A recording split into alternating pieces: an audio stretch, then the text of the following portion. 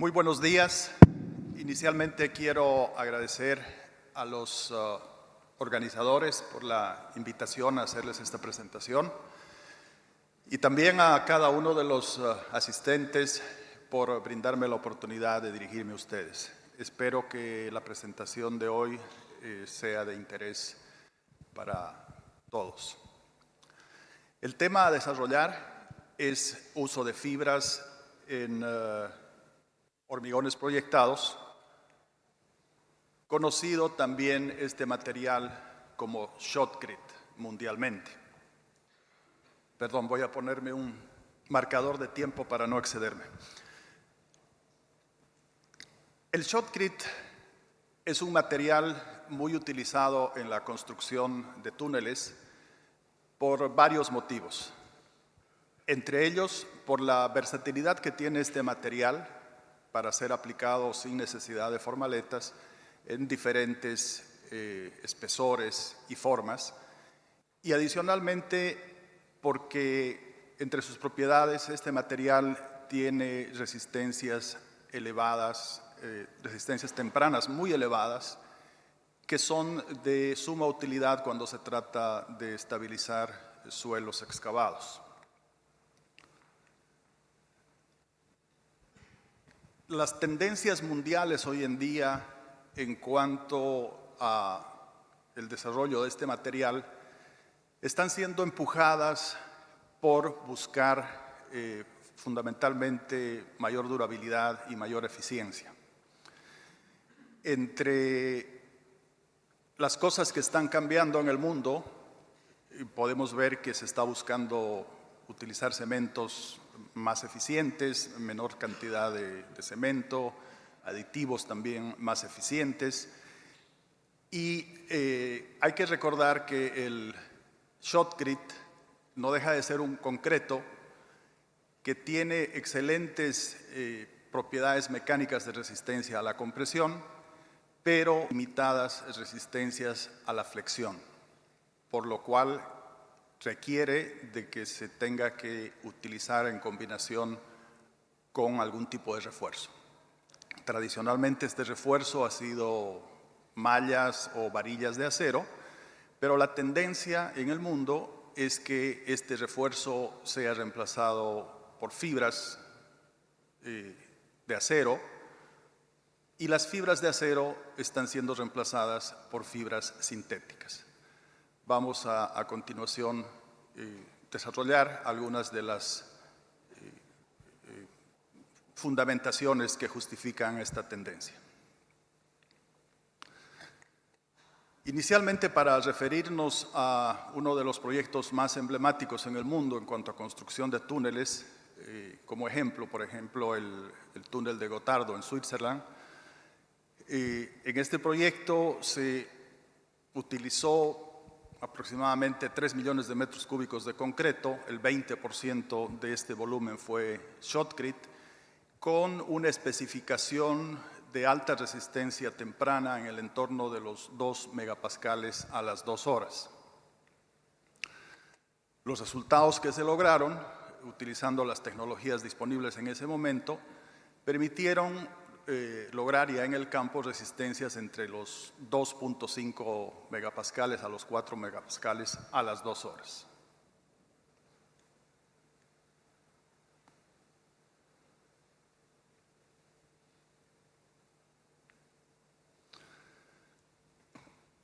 Hoy en día existen materiales que sobrepasan los requerimientos que se tenían en el Gotardo en una proporción de 1 a 10. Si ustedes observan este gráfico, un shotcrete acelerado normalmente tiene una resistencia de aproximadamente 2 megapascales a las 2 horas, pero los shotcretes de alta resistencia están en 20 megapascales a las 2 horas. La foto que ustedes tienen en la pantalla muestra una coloración roja de este tipo de material, que es un material predosificado que viene con un pigmento para diferenciarlo del shotcrete normal. ¿Cómo se miden estas resistencias? Pues se utiliza el penetrómetro hasta los 4 megapascales, después se utiliza el martillo, la pistola Hilti, perdón, y después se utiliza los ensayos normales que se hacen a compresión a los concretos.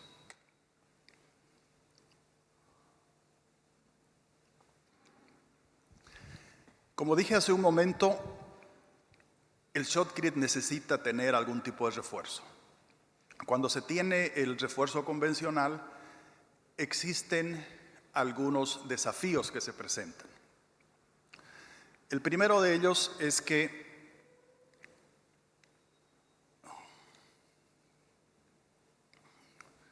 si ustedes observan esa sección, la malla debe estar colocada muy cerca del terreno. Por lo tanto, todo el concreto que está por encima de la malla es un concreto que no tiene un refuerzo. De modo que cuando se utiliza el refuerzo convencional de malla, la ubicación de dónde está posicionada la malla tiene una influencia directa en la calidad del refuerzo. Ese es uno de los primeros aspectos a considerar. Un segundo aspecto es que en muchas circunstancias el refuerzo convencional actúa como una especie de pantalla e impide un buen contacto entre el shotcrete y el terreno excavado. Como ustedes pueden ver en el gráfico, a veces se producen estos vacíos, dejando entonces esas secciones de suelo sin el refuerzo del shotcrete. Finalmente, en otras ocasiones, el refuerzo convencional actúa como una especie de pantalla, incrementando hasta en un 20% el rebote que se produce en la aplicación del shotcrete. Aquí tienen algunas fotografías donde se puede ver este tipo de situaciones en las obras. Esta otra fotografía muestra el caso en el que el concreto ha llegado al límite de su resistencia a la flexión y al no tener ya un refuerzo, entonces no es capaz de absorber esfuerzos y empieza a producirse el desprendimiento. Cuando se toman muestras sacando núcleos a estos concretos, se puede ver detrás de las barras estas sombras que se producen, estos espacios, estos vacíos que afectan a la calidad de la obra. En este gráfico se puede ilustrar lo que se veía en la fotografía anterior. La malla está muy apegada al suelo excavado, dejando al concreto prácticamente sin refuerzo. Cuando se utiliza el concreto con la fibra, se tiene la posibilidad de cambiar completamente la naturaleza del concreto de un material que tiene una falla catastrófica, una falla frágil, a un material que tiene un comportamiento dúctil, un material que puede deformarse y continuar absorbiendo los esfuerzos que debe soportar de acuerdo a los diseños. Esto puede ser controlado y evaluado.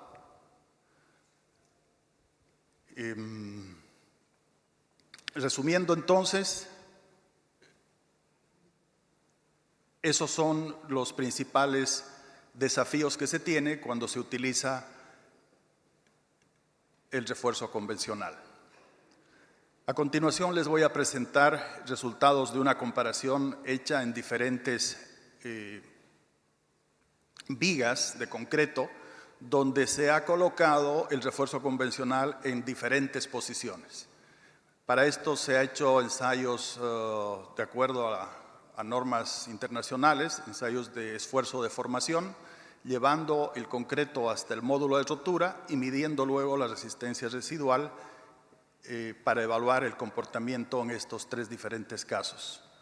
Luego se ha comparado con refuerzos en base a fibras y voy a mostrarles a continuación los resultados.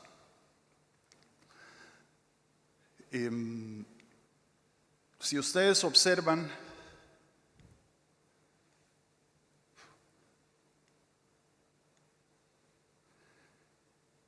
Esta es la situación más desventajosa, con la malla pegada al terreno, y la parte de concreto que no tiene refuerzo va a ser la que va a fallar porque no tiene el acero que le permita absorber esos esfuerzos. En el lado derecho tenemos la situación más favorable, donde la malla está en la parte más externa de la sección y por lo tanto las fisuras van a estar mejor controladas porque el refuerzo está funcionando de la forma más eficiente. Esto se verifica en la práctica, en los ensayos. La situación de mayor eficiencia está representada por la línea azul.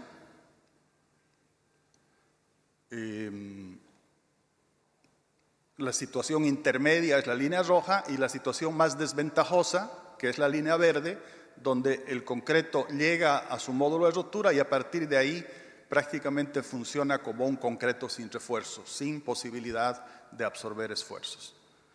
Entonces, si asumimos que en la obra vamos a tener una combinación de las tres situaciones y en promedio vamos a tener esta línea que estoy mostrándoles a ustedes, podemos comparar con un shotcrete que tenga refuerzo de fibra de acero en la siguiente línea. Ese es el comportamiento. Y podemos comparar con diferentes dosificaciones de fibra sintética que también van a entregar comportamientos semejantes. La conclusión es que es muy importante conocer las características técnicas de los hormigones proyectados reforzados con fibras en función a su capacidad de absorción de energía, en función a la resistencia residual que pueda tener, en función a la resistencia a la flexión, para poder utilizar los ensayos estandarizados adecuados y poder incluir estos valores en los cálculos y en los diseños que fueran necesarios. El uso de fibras permite también una ganancia muy grande en cuanto a eficiencia. Esta es una evaluación de un proyecto en el que durante 3 años se ha transicionado del uso de fibra sintética, perdón, del uso de malla hacia el uso de fibra sintética. En el primer año se tenía un avance de 142 metros lineales de jumbo por mes. En el tercer año este avance se ha casi triplicado, llegando a 372 metros lineales de jumbo, gracias al cambio del refuerzo. Y adicionalmente, como con la fibra se puede tener concretos que absorben mejor los esfuerzos, los anclajes también se pudieron optimizar, pasando de un número en promedio de 14 anclajes por metro lineal de sección a avanzar a un valor en el entorno de los 6 anclajes. Cuando se compara la fibra de acero y la fibra sintética, se tienen ejemplos en algunos lugares en el mundo donde prácticamente en el curso de los 10 o 15 últimos años, la fibra sintética ha reemplazado en un 90% al uso de la fibra metálica. Esa es la situación en Australia, por ejemplo, y en nuestro continente, en un país más cercano, Chile es uno de los países donde la tecnología ha ingresado con mayor fuerza y también se puede decir que hoy en día el uso de fibra sintética está en un 90% de los trabajos de construcción subterránea. Les voy a comentar a continuación un estudio realizado por el ingeniero Stefan Bernard, donde para evaluar la durabilidad entre fibra de acero y fibra sintética, se decidió en un proyecto que duraba 3 años, se decidió medir resistencias de absorción de energía más allá de los 28 días. Típicamente, Estas mediciones se las hace únicamente a los 28 días, se comprueba que esto cumple con lo especificado y luego todo se olvida. En este proyecto se midieron paneles fibroreforzados a lo largo de los 3 años. La conclusión de este estudio fue que en el caso de la fibra de acero,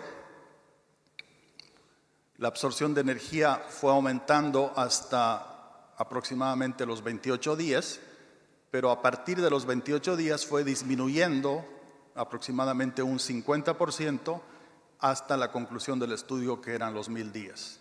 En el caso de la fibra sintética no se encontró este tipo de comportamiento, por el contrario se pudo observar una tendencia siempre creciente para el mismo periodo.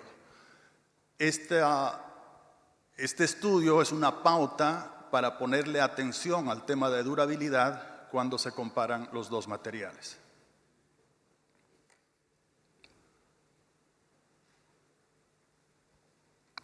Ya para concluir esta parte, entonces, resaltar que los principales beneficios, los principales desafíos consisten en que los ingenieros encargados de diseños puedan estar muy bien familiarizados con los tipos de ensayos, con las normas que se deben tomar en cuenta cuando se está considerando el uso de este tipo de tecnologías. Existen una cantidad grande de normas donde se evalúa, ya sea en vigas o en placas, la resistencia residual o la absorción de energía, y es importante contar con toda esta información. En este gráfico se pueden ver resultados de comparación de absorción de energía para las 3 diferentes formas de refuerzo, para la malla electrosoldada, para las fibras de acero, para las fibras sintéticas.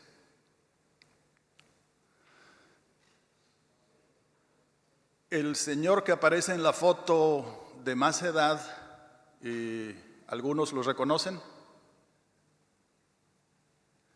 Es el señor Nick Barton, el que en la década del 70 estableció una metodología para, en función a la calidad de la roca, definir el tipo de soporte que se le va a dar a un túnel.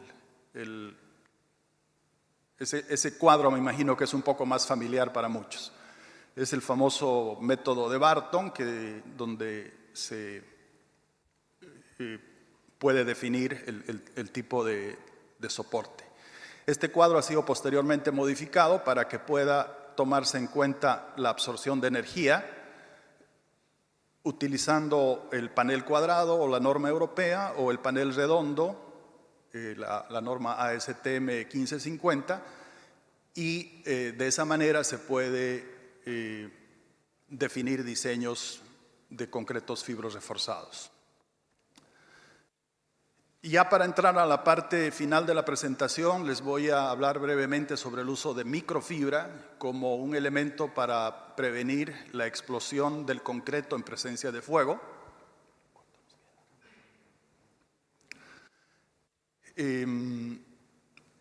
Este tipo de aplicación empezó a evaluarse a raíz de que se produjeron algunos accidentes en algunos túneles. Uno de ellos fue en el Canal de la Mancha en 1996, el túnel que comunica Londres con París. En ese túnel no hubieron personas que murieron, pero sí hubieron bastantes daños materiales y el tiempo que tomó la reparación del túnel después de que se produjo el fuego. Pero hubieron otros túneles donde hubo pérdidas de vidas humanas. Entonces se empezó a mirar opciones para encontrar una manera de que se pueda manejar este riesgo, y una de ellas fue el añadirle microfibra, un tipo específico de microfibra al concreto. Se hicieron múltiples ensayos en diferentes laboratorios. En esta fotografía ustedes pueden ver el panel que tienen, que está a la derecha de ustedes. Fue sometido a un fuego directo de con una temperatura de 1200 grados durante 2 horas y se mantuvo íntegro. El otro panel de concreto que no tiene ningún tipo de refuerzo, a los 15 minutos de estar a 1200 grados tuvieron que suspender la evaluación porque la explosión del concreto era demasiado peligrosa ya.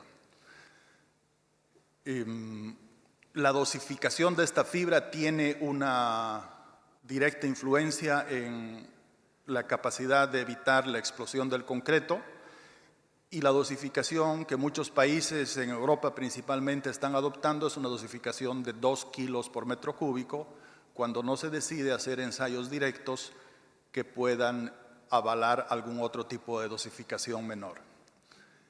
¿Qué es lo que sucede en presencia de fuego?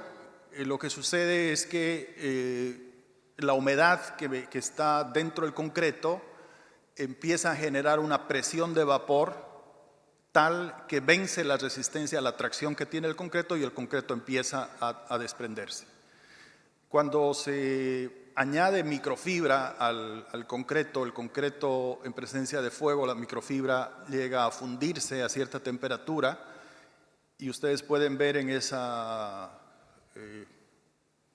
fotografía microscópica que esos espacios donde antes estaba la microfibra se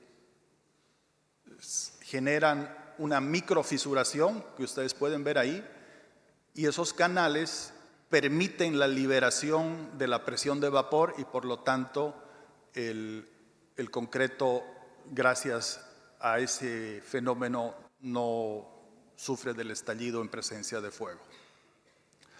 De nuevo, es importante siempre considerar que el producto que se va a utilizar cumpla ciertos valores de desempeño que sean evaluados en función a normas y estándares que son internacionalmente aceptados, y también considerar casos de referencia, proyectos donde se hayan utilizado este tipo de tecnologías exitosamente. Muchas gracias por su atención, estoy a su disposición.